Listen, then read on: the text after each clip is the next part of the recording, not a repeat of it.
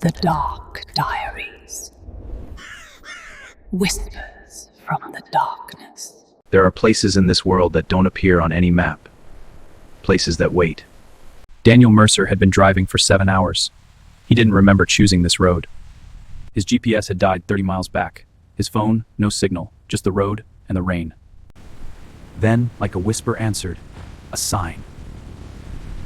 The Hotel Aldermont, built in 1923, closed in 1987, or so he'd later learn. Something about the building felt wrong. Not abandoned, expectant. The door was open, as if someone knew he was coming. The lobby was beautiful, in the way a coffin is beautiful, designed to hold something still. The man at the desk smiled. He hadn't blinked once. Room 309, third floor. He said it was the only room available. Daniel didn't think to ask why. He felt eyes on his back. He told himself it was nothing. The portraits watched, every face the same, every eye alive. The third floor was silent, not quiet, silent, as if sound itself was afraid to exist here. One knock, then another, matching his footsteps. Something behind those doors knew exactly where he was. The lock opened too easily, as if the room had been waiting, holding its breath. Room 309. It smelled of dust, old perfume, and something underneath, something copper and sweet. Outside the window, nothing. The world had simply stopped. The mirror showed his face, but the timing was wrong, like something was learning to copy him. He blamed exhaustion. The mind plays tricks after too many hours on the road. The phone on the nightstand dialed itself. 3 numbers. 309. Voices, not words he could understand, a language older than speech. He slammed it down, but in the dark between each flicker, something stood in the corner. The wall was breathing, in and out, like lungs behind plaster. The bathroom light was on. He hadn't turned it on. The bathtub was full, black water, still as glass, cold as a grave. His reflection was already drowning, staring up at him from beneath the surface. It reached for him, then pulled back, teasing, patient. He shut the door, but water doesn't obey doors. His phone was dying, the screen filled with the same 3 numbers, 309. The lights died, and in the darkness. When the light returned, the bed was occupied by an impression, a memory of a body. The pillow was warm, wet. Whatever slept here, it hadn't left long ago. The door was locked, not stuck, locked, from the outside. The cold bit into his fingers like teeth. Hello, anyone? He screamed, he pounded, but room 309 swallowed every sound. Nothing escaped. Every drawer, every door, open. And inside, faces. Every decade, every era, they all came to this room, and the last photo was waiting for its subject. The mirror fogged, not from the bathroom, from inside the glass, a hand pressed against the other side. His reflection smiled. He did not. The mirror cracked and bled, as if the glass had been holding something alive. The phone rang and answered itself. A child's song. No child had lived here in 100 years.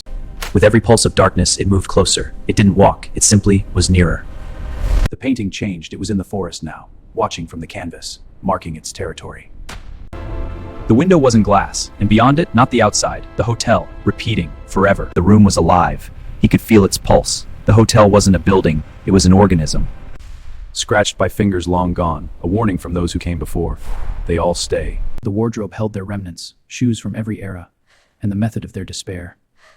He closed his eyes. It was right behind him, head bent, studying him the way a cat studies a mouse. Every time he turned, nothing, but the cold confirmed it. He was not alone. The ceiling wept, and in the weeping, a face formed, the last guest, trapped above, watching below. The door opened, but freedom was another lie. The corridor stretched into infinity. Every room, his room, every room held a version of him. A moment he hadn't lived yet, or had already forgotten.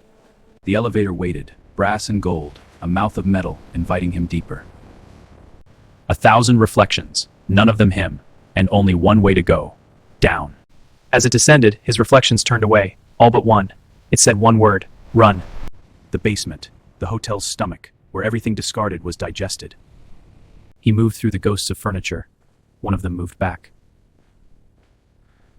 A room within a room, where the hotel kept its favorite guests permanently. There it stood, no longer hiding. It had a shape now, wrong, stretched, burned. Those eyes, they held centuries of hunger. It moved, not like a man, like a mistake in reality, and the distance between them collapsed.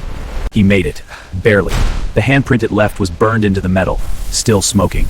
It didn't take him to the third floor. The elevator took him to the only place that existed anymore, room 309. The room had rearranged itself, a funhouse mirror of the place he'd entered hours ago. His face was in the painting now. The elevator was gone. The wall was solid, as if escape itself had been the illusion. The room was shrinking, tightening, swallowing him 1 inch at a time.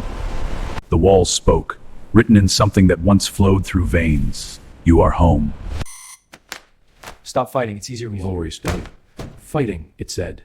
His scream cracked something. For one moment, one heartbeat, the room was clean, new. Then the darkness swallowed it back. Beneath the bed, a journal, written by every soul this room had consumed.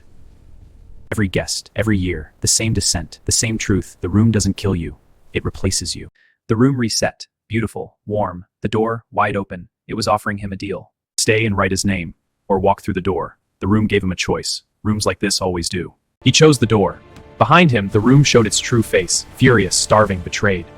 He stepped through and arrived where he began.